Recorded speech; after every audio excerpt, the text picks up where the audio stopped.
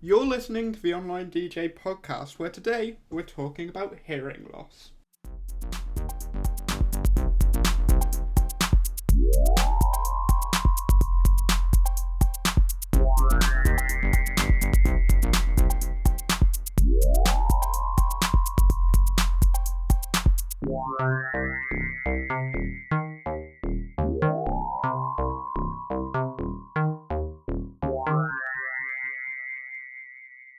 Hi ladies and gents, welcome to another episode of the Online DJ podcast, where today we're looking at hearing loss. Now, hearing loss is very important to look at in our industry because we need to protect our hearing. Because if we lose our hearing or we damage our hearing in any way, we could potentially risk losing doing the job that we love. So with me today, I've got Gemma Twitchen from Action on Hearing Loss. She's an audiologist, and she's going to be answering some of the questions we have on hearing loss. So firstly, Gemma, who are Action on Hearing Loss and what do you guys do? Yeah, so Action on Hearing Loss, we're the Royal National charity helping people confront deafness, tinnitus and hearing loss to live the life they choose.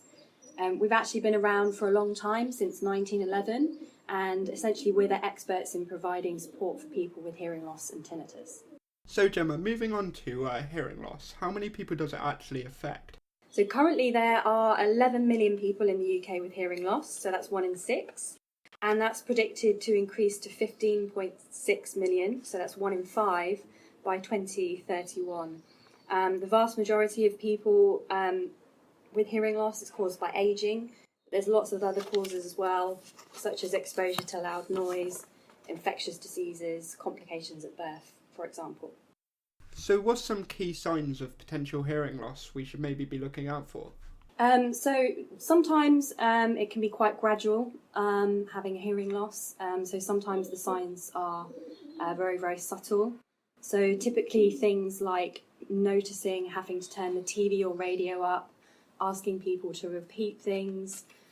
Sometimes as well you might have other symptoms like tinnitus, so that's a ringing or buzzing noise in the ear. Sometimes you might have some balance problems as well. So if you get any of those symptoms, best to go and see a GP. So Gemma, in terms of getting our hearing tested to look for signs of damage and stuff like that, what sort of tests can we actually get done and what do these tests involve? So the first place to start really is to go and see your GP. They'll have a little look in the ears, check for wax, any infection, and treat that.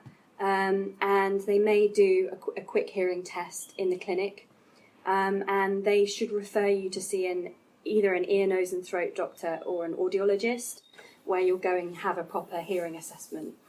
Action on Hearing Loss also have an online hearing check that you can take. You can also do that over the phone. If you visit our website actiononhearingloss.org.uk and search for hearing check, you'll find it there. Nice and easy. And it will just give you an idea as to how well you might be hearing and whether you need to take the next step and go and see the GP. So you briefly mentioned tinnitus earlier. What actually is tinnitus? So tinnitus is a term that we use to describe when you hear a buzzing or ringing noise, either in the ears or the head, where there is no external sound source.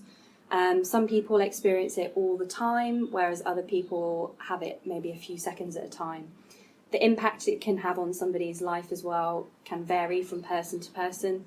So again, for some people it may not bother them, but for others it might affect their work, their relationships, cause them to feel isolated. If at any point you do experience tinnitus and you're concerned, again, definitely go and see the GP about that. So Gemma, is there actually any sort of cure for tinnitus as it stands?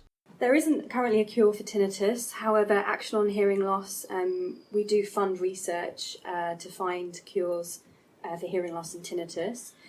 So we're very hopeful that one day we will find a cure. In the meantime, however, that doesn't mean that there's no hope. The best thing to do is to go and see your GP and ask for a referral to an audiologist about your tinnitus.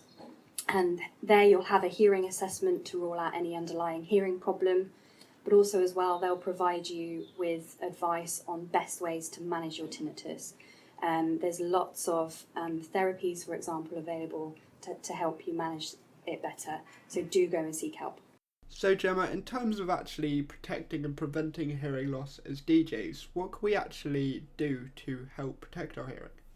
So there's actually lots of things you can do. So the best thing really is to get hold of some decent earplugs. You can get custom-made earplugs. So again, if you go and see an audiologist, they can take the shape of your ear so that it's custom fitted to you. And they also come in terms of attenuation, so that means how much they block out the sound. That can also be customised for your needs as well. So depending on what type of venue you're in, what type of music you're playing, for example. And they fit nice and comfortably. One of the misconceptions is that you won't be able to hear the music, and that's not true. You'll still be able to enjoy it as well, but it'll be giving you that protection. So Gemma, are there any sort of common mistakes you see people making? Maybe if they prevented doing them, it would save their hearing a little bit. I think probably one of the biggest common mistakes is kind of forgetting about the fact that music, loud noise can damage your ears. So I've done it myself. I like to go out to noisy clubs and stuff, and I have woken up the next day with ringing in the ears, and that's the sign that you have given your ears a little bit of damage. If you keep doing that, then that damage will be permanent. So you have to try and remember to protect yourself when you're out and about, and it's easier said than done, but there are lots of easy steps that you can take.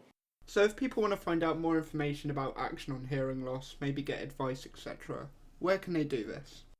So we have a website, so if you visit our website, it's actiononhearingloss.org.uk, and we also have an information line, so if you have any particular questions about hearing loss or tinnitus or how you can protect yourself, you can email us or give us a call, and the email address is informationline@hearingloss.org.uk, and the telephone number is 0808 808 0123. So, Gemma, on an unrelated topic, we ask all our guests for Commonly Online DJ podcast, what is their favourite tune? So, what's yours? It's really difficult to pick one, but I think for this show it has to be Goldie Timeless. So a special thanks to Gemma Twitchen there from Action on Hearing Loss for talking about some of the aspects of hearing loss. A few aspects I want to add in of my own. When I'm out DJing, I always try and keep my levels on the mixer in the 0 dB range, so they're either sort of right at the top of the green or they're just tapping into the orange and never sort of pushing up into the reds or distorting. Also, if there's an older song, like an older track that seems to have a lot of high end and seems to hurt when you're listening to it, use your EQ on the mixer and just slightly turn those frequencies down so they're more manageable. Don't turn it down so it's like affecting the song and sounds completely different, but just turn it down so your ears can manage it and it sounds better to you, because chances are it sounds better to everyone else and you're protecting them from that harsh frequency. So that's that. Also, another thing I want to recommend you guys do is go out and find a pair of headphones that you like. If you've got a really good pair of headphones, one that blocks out a lot of sort of background noise, things like that, that'd be really great. I personally use some ETR 1000s from American Audio. They were designed by a DMC champion and are designed to block out background noise but still stay comfortable, so I like to keep them on when I'm sort of queuing up tracks, or even when I'm not queuing up tracks, just because I get some level of hearing protection. Another aspect is Gemma talked about custom earbuds. There's a great company in our industry called ACS Custom that design those, and they put that formula in your ear and take a measurement of your ear and design those buds for you. So if you were looking for a company, go check out ACS Custom. Other than that, I want to urge you all to head over to Action on Hearing Loss's website and give their online hearing test a try, because it's always good to know if you should go and see your GP, and that's a great first step to sort of knowing whether you should or not. And even if the test comes back and you still think, I'm not too sure if those results are that accurate, go and see him, because the sooner you find out if you have or haven't got a hearing problem, the sooner you can start protecting yourself better and prevent any further damage. Other than that, if you want to discuss anything we've talked about on the show today, you can do so by heading over to our Twitter @OnlineDJHQ. You can also find us on Facebook, Online DJ, or you can head over to our website where we have articles, reviews, and you can also see all the stuff to do with our podcasts, like old episodes, where you can subscribe to us, all aspects like that. And that is www.onlinedj.co. Other than that, that's all we've got time for today. So, see ya.